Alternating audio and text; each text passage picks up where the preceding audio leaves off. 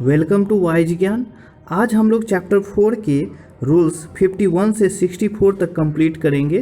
Previous lecture में हमने chapter 4 के रूल्स स्टार्टिंग से 40 से 50 तक डिस्कस किया था। जिन्होंने नहीं देखा है वो बिहार मोटर व्हीकल्स रूल्स के प्लेलिस्ट में जाकर देख सकते हैं। और हाँ, वीडियो को लाइक, सब्सक्राइब और दोस्तों में शेयर करें। तो शुरू करते हैं आज का lecture. Rules number 51, issue, renewal and cancellation of certificate of fitness. इसमें जो पॉइंट नंबर 1 है उसमें जो बात कही गई है कि मोटर व्हीकल इंस्पेक्टर या authorise testing station certificate of fitness issue और रिन्यू कर सकता है, बट रजिस्टरिंग अथॉरिटी के दिशा निर्देश में नियंत्रण में रहकर। जो सेकेंड नंबर पॉइंट है, एन एप्लीकेशन फॉर इशू और renewal of certificate of fitness, ये इसमें जो बात कही गई है फॉर्म CFA मीन्स इसमें एप्लीकेशन फॉर्म CFA के द्वारा सर्टिफिकेट ऑफ फिटनेस रिन्यू या न्यू इशू होता है। और जो भी फी प्रिस्क्राइब्ड है under rule 19 central motor vehicles rules 1989 उसके अनुसार आपको फ़ी पे करना होगा और इशू या रिन्यू होगा सर्टिफिकेट ऑफ फिटनेस। जो नेक्स्ट पॉइंट है 3, इसमें कही गई है कि किसी भी व्हीकल का एक से ज़्यादा फिटनेस सर्टिफिकेट नहीं होना चाहिए। रूल नंबर 4 को मैंने स्किप किया, ज़्यादा इम्पोर्टेंट नहीं था इसलिए। जो रूल नंबर 5 है इसमें जो कहा गया है कि जो अथॉरिटी है अगर वो फिटनेस सर्टिफिकेट को कैंसिल करती है तो व्हीकल के ओनर या इंचार्ज को राइटिंग में देंगे और कैंसलेशन का रिपोर्ट रजिस्टरिंग अथॉरिटी को भेजते हैं। अथॉरिटी एक CFX फॉर्म भी दे सकती है जिसमें गाड़ी को मरम्मत के लिए कब और कहाँ से कहाँ तक जाने की पुष्टि होती है।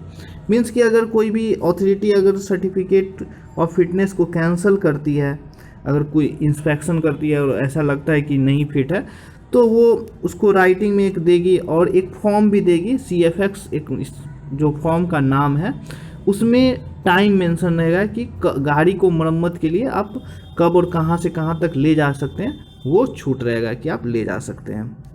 जो पॉइंट नंबर 6 है इसमें कहा गया है कि यदि किसी व्हीकल का इंस्पेक्शन में फिटनेस कैंसिल किया जाता है, ओके, और अगर जो भी व्हीकल में प्रॉब्लम है उसे 30 दिनों के अंदर रिपेयर करा के जांच कराने पर फिट पाया गया तो सर्टिफिकेट ऑफ फिटनेस में जो ओरिजिनल एक्सपायरी डेट होगा वो रीस्टोर कर दिया जाता है। मीन्स आप नहीं समझ पा रहे होंगे कि आप कह रहा है कि मान लेते हैं कि अगर किसी का फिटनेस सर्टिफिकेट का दिसंबर 2020 तक एक्सपायरी है, बट इंस्पेक्शन के दौरान उसका व्हीकल को अनफिट किया जाता है और वो उसे 30 दिनों के अंदर रिपेयर करा के फिर से जांच में सही पाया गया तो उसके फिटनेस सर्टिफिकेट दिसंबर 2020 तक वैलिड होगा। अगर उसने 30 दिनों के बाद इसे किया तो उसको फिर सारे प्रोसेस सर्टिफिकेट ऑफ फिटनेस के लिए जो होता है उसे करना होगा और जो भी फी प्रिस्क्राइब्ड है वो सब जो भी चार्जेज हैं वो फिर से देने होंगे। जो नेक्स्ट पॉइंट है, जो रूल्स हैं 52, extension of validity of certificate of fitness. इसमें जो पॉइंट नंबर 1 है इसमें जो बोला गया है कि कोई भी व्हीकल का मीन्स कोई भी व्हीकल है और वो अदर एरिया में मैकेनिकली ब्रेक डाउन हो जाता है उसका या सर्टिफिकेट ऑफ फिटनेस एक्सपायर हो जाता है तो क्या करेगा वो, तो मोटर व्हीकल इंस्पेक्टर बिना कोई पेनल्टी लिए सर्टिफिकेट ऑफ फिटनेस को रिन्यू कर देगी अगर ड्राइवर या इंचार्ज के द्वारा एरिया ऑफ उस एरिया का मोटर व्हीकल इंस्पेक्टर को आवेदन देगा तो।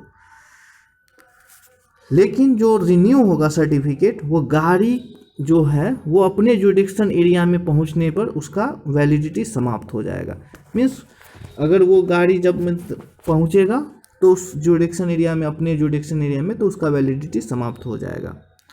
जो सेकेंड पॉइंट है इसमें कहा गया है कि जो फी प्रिस्क्राइब है रिन्यू करने के लिए वो रूल 44 में वो जो हम लोगों ने देखा था रूल 44 में वो लगेंगे, बट पेनल्टी नहीं लगेंगे इस केस में, जो हमने ऊपर अभी रूल नंबर 1 में पॉइंट 1 में पढ़ा था।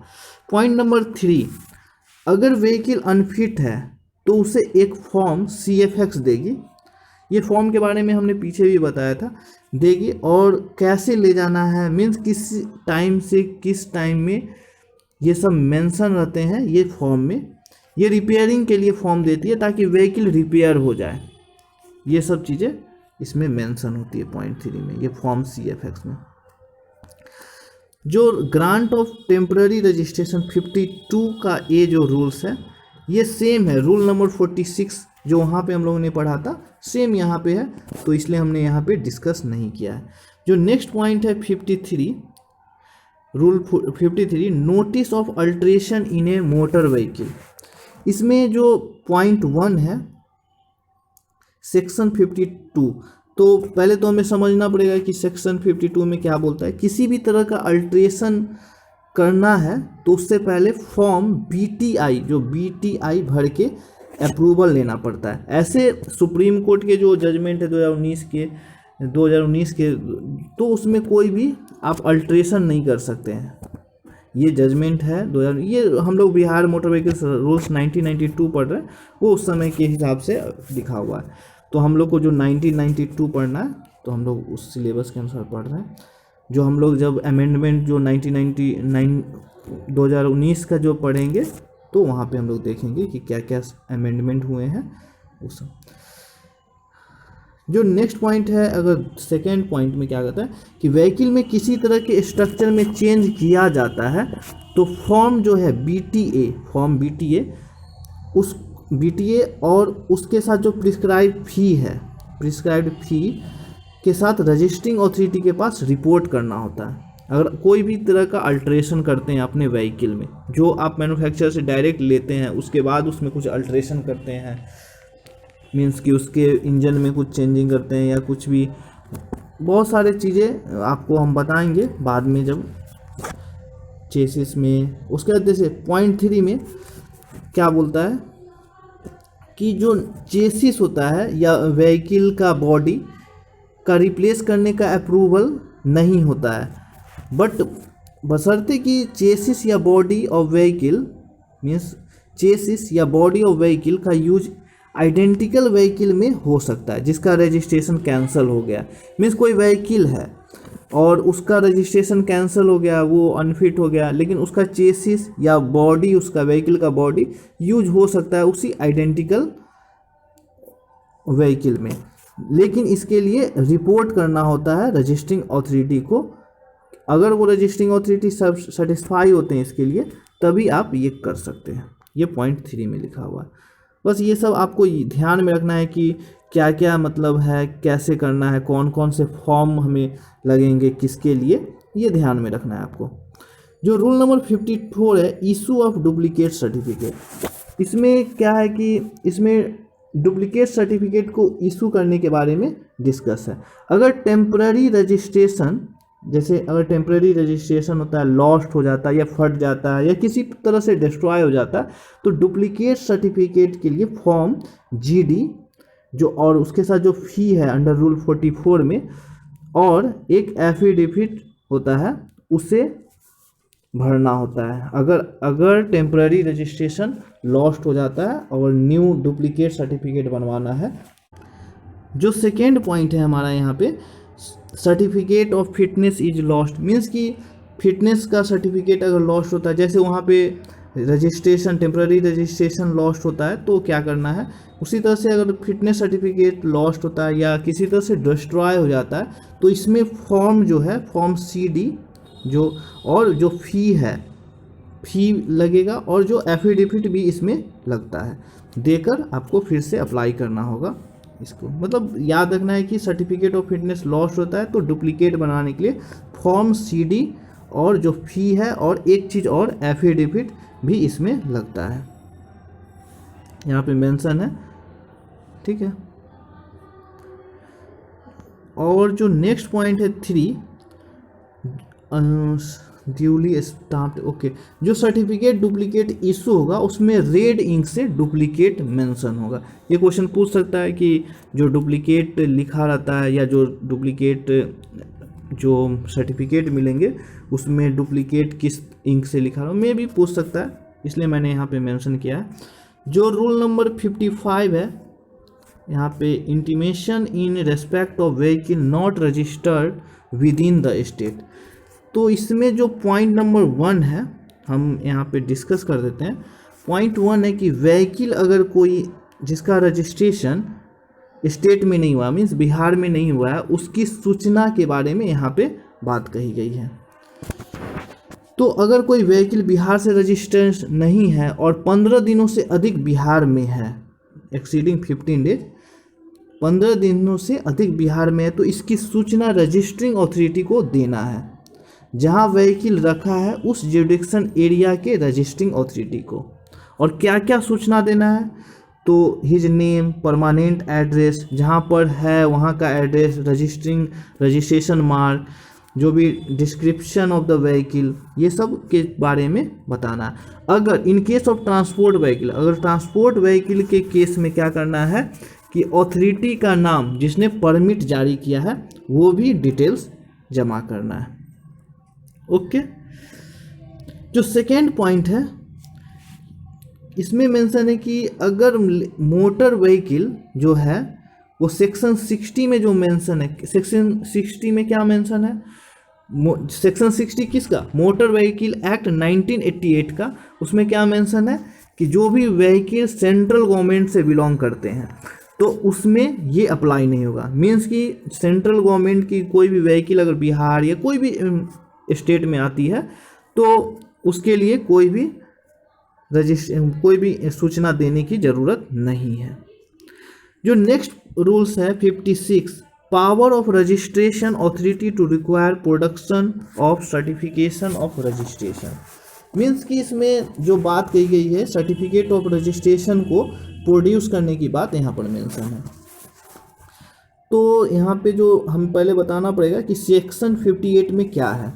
तो देखिए, ट्रांसपोर्ट व्हीकल के रिगार्डिंग स्पेशल प्रोविजन होते हैं, सेंट्रल गवर्नमेंट ला सकती है कि कैसा नेचर हो सकता है व्हीकल का, या व्हीकल का ग्रॉस व्हीकल वेट में कितना होगा, मीन्स ये सब रिवाइज कर सकती है। अगर ये सब रिवाइज होता है तो रजिस्ट्रेशन सर्टिफिकेट के मांग पर, अगर रजिस्टरिंग अथॉरिटी आपसे मांग करती है तो 7 दिनों के अंदर रजिस्टरिंग अथॉरिटी को आपको अपना सर्टिफिकेट प्रोड्यूस करना पड़ेगा। ओके, ये इसमें मेंशन है रूल नंबर 56 में।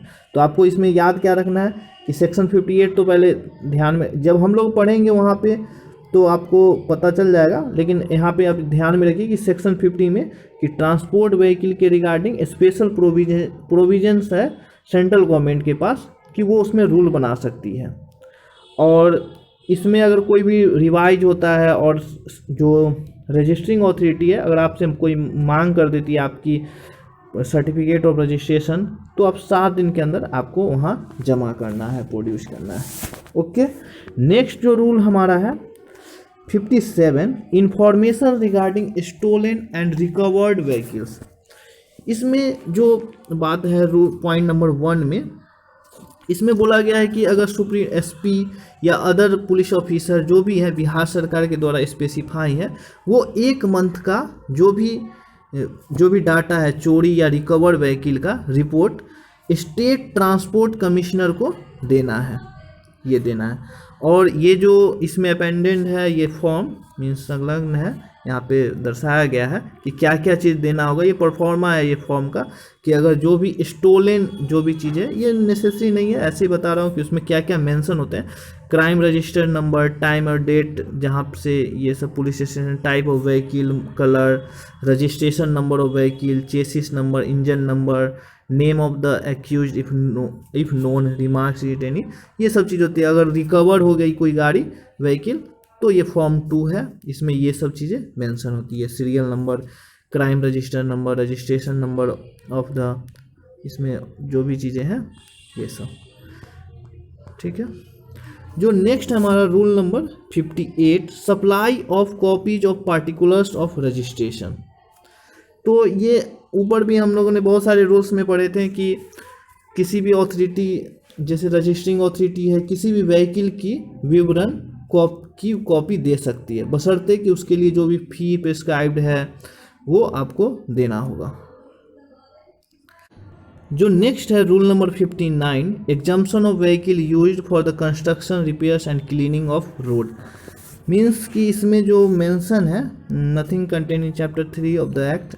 ओके, इसमें जो भी जैसे चैप्टर 3 के सारे रूल्स रोड रोलर्स और व्हीकल्स जो कंस्ट्रक्शन, रिपेयर और रोड की सफाई करते हैं उस पर लागू नहीं होंगे। हम लोग ने वहाँ भी पढ़ा था चैप्टर 3 में कि रोड रोलर्स पे ये सब चीज़ें लागू नहीं होती हैं, तो ये सब चीज़ें तो नहीं लागू होंगी। लेकिन रजिस्ट्रेशन जो होता है, रजिस्ट्रेशन और सर्टिफिकेट ऑफ फिटनेस सबका बनाना अनिवार्य है, मतलब सबको बनाना है सारे, चाहे वो रोड रोलर्स हैं, कंस्ट्रक्शन के लिए अगर कोई ट्रैक्टर यूज हो रहा है, रिपेयरिंग या क्लीनिंग ऑफ रोड्स, तो उसके लिए भी सर्टिफिकेट ऑफ फिटनेस और उसका रजिस्ट्रेशन होना चाहिए। ये चीज़ बात कही गई है। जो रूल नंबर 60 है, preparation and submitting of returns of particulars of registration. इसमें रजिस्ट्रेशन के विवरण को किसे भेजना है वो डिस्क्राइब है। जैसे रजिस्ट्रिंग अथॉरिटी स्टेट गवर्नमेंट के द्वारा स्पेसिफाई को रजिस्ट्रेशन का विवरण भेजेंगे, यहाँ पे वो चीज़ लिखा हुआ है। जो रूल नंबर 61 है, फॉरेन डिप्लोमेटिक और consular mission exempted from payment of fee to. ये हम लोगों ने वहाँ भी पढ़ा था कि कोई भी डिप्लोमेटिक्स या सेंट्रल गवर्नमेंट के, तो ये सब को फ़ी नहीं देना है, तो यहाँ पे मैंने डिस्कस नहीं किया है इसको। बस आपको ध्यान में रखना है कि ये चीज़ है। Maintenance of state registers of motor vehicles, जैसे वहाँ पे लाइसेंसिंग में अगर स्टेट जो रजिस्टरिंग अथॉरिटी थी, लाइसेंसिंग अथॉरिटी, वो मेंटेन करती थी जिस तरह से स्टेट रजिस्टर को, उसी तरह से रजिस्ट्रेशन ऑफ व्हीकल के केस में भी स्टेट रजिस्टर को मेंटेन करना है। फॉर्म ऑफ कम्युनिकेशन हमने बताया था वहाँ पे कि जैसे फॉर्म ऑफ कम्युनिकेशन अगर किसी का एड्रेस चेंज होता है तो किसी दूसरे जुडिक्शन एरियाज वाले जो ओरिजिनल जो जहाँ से बना था वहाँ पे वो इंटीमेट करते हैं, सूचना देते हैं। तो इस तरह से यहाँ भी फॉर्म ऑफ कम्युनिकेशन सेम चीज़ थी, बस यहाँ पे रजिस्टरिंग और रजिस्ट्रेशन ऑफ व्हीकल था, तो सेम यहाँ पे मैंने डिस्कस नहीं किया। जो रूल नंबर 64 है, रजिस्ट्रेशन ऑफ मार्क्स, जो नंबर प्लेट होते हैं, इसमें मेंशन है कि जो भी मेंशन है, जो हम बता देते हैं कि क्या है इसमें मेंशन है कि नए मोटर व्हीकल्स के लिए ओनर असाइंड रजिस्ट्रेशन मार्क को देकर नया पसंदीदा, जो उसका पसंदीदा नंबर ले सकते हैं, जो अवेलेबल होना चाहिए, उसके लिए फ़ी भी पे करने होते हैं। यही सब इसमें मेंशन है। और आज हम लोगों ने जो रूल नंबर 64 तक जो था चैप्टर 4 के सारे क्वेश्चंस, सारे रूल्स पढ़ लिए हैं, और हम लोग नेक्स्ट क्लास में चैप्टर 5 के रूल्स को डिस्कस करेंगे। उससे पहले हम लोग इसके चैप्टर 4 के जो भी इम्पोर्टेंट क्वेश्चन है उसको डिस्कस करेंगे। Thanks for watching.